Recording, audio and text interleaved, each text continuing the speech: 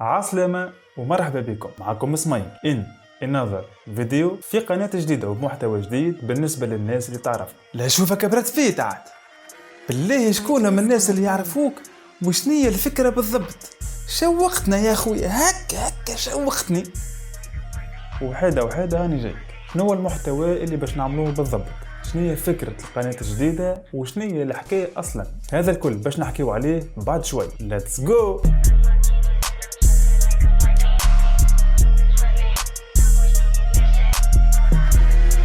مرحبا بكم مرة أخرى.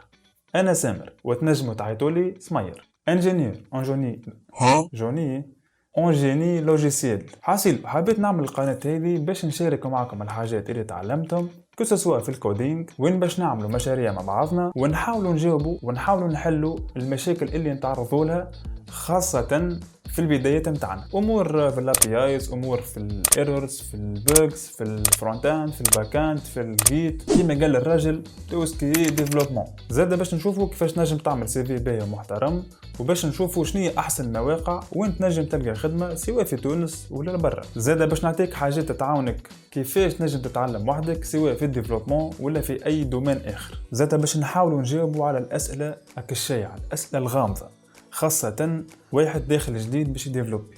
فما ساعات سؤالات تحسهم تافهين ولكن هما مهمين على الاخر. نحب انا برجولي كيف نحط نتفرج في تيتو في واحد يفسر في حاجة، نحب نشوف واحد تونسي، نحب نسمع واحد تونسي يحكي برجولي نشيخ عليه على الاخر. واخيرا شنية حكاية الناس اللي تعرفني؟ ما نعرفش كان تهمك الحكاية ولا، اما انا بالاساس صنع محتوى، عندي جمهور على التيك توك وجمهور على الفيسبوك، ولا واحد فيهم يشبه الاخر على خاطر كل بلاتفورم والمحتوى متاعها. كان عندك فضول تنجم تعمل طلة، اما يقول القايل يا اخي سمير هذاك علاش عملت شين جديدة باش تزيد تنوع في المحتوى؟ الحقيقة لا، على خاطر الحكاية بالزهر وتو نحكيها لكم مرة أخرى. anyway إن شاء الله نتعاونوا ونفيدوا ونتطوروا مع بعضنا. ماكم تعرفوا اليوتيوب في تونس لا فيه ربح فلوس ولا ودن.